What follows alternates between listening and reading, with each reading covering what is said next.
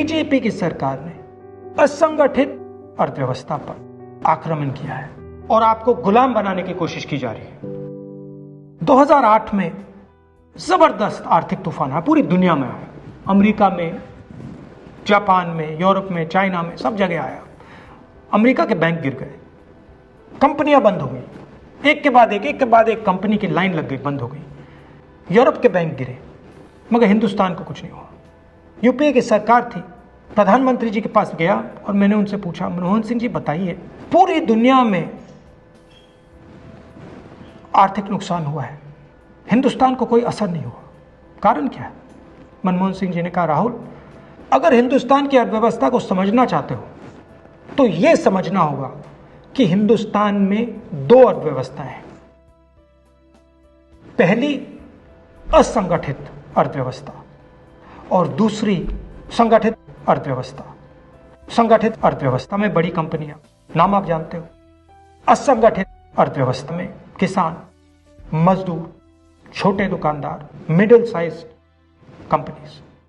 जिस दिन तक हिंदुस्तान का असंगठित सिस्टम मजबूत है, उस दिन तक हिंदुस्तान को कोई भी आर्थिक तूफान छू नहीं सकता। अब आज के दिन आते हैं। पिछले 6 साल से बीजेपी की सरकार ने असंगठित अर्थव्यवस्था पर आक्रमण किया है। 3 बड़े उदाहरण तो मैं आपको अभी दे देता हूं। नोटबंदी, गलत जीएसटी और लॉकडाउन।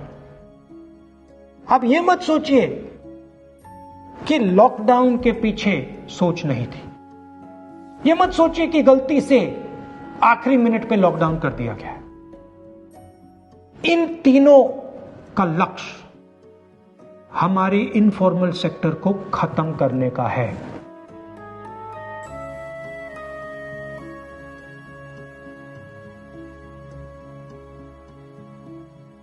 प्रधानमंत्री जी को अगर सरकार चलानी है, मीडिया की जरूरत है, मार्केटिंग की जरूरत है।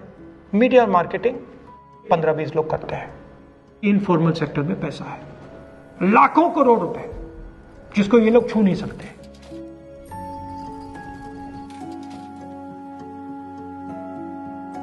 इसको ये लोग तोड़ना चाहते हैं, पैसा लेना चाहते हैं।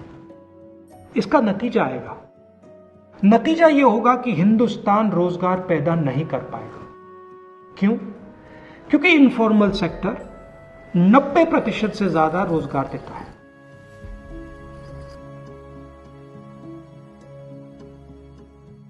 जिस दिन इनफॉर्मल सेक्टर खत्म हो गया, नष्ट हो गया, उस दिन हिंदुस्तान रोजगार पैदा नहीं कर पाएगा। आप ही इस देश को चलाते हो, आप ही इस देश को आगे ले जाते हो, और आपके खिलाफ साजिश हो रही है। आपको ठगा जा रहा है और आपको गुलाम बनाने की कोशिश की जा रही है। हमें इस आक्रमण को पहचानना पड़ेगा और पूरे देश को मिलकर इसके खिलाफ लड़ना पड़ेगा।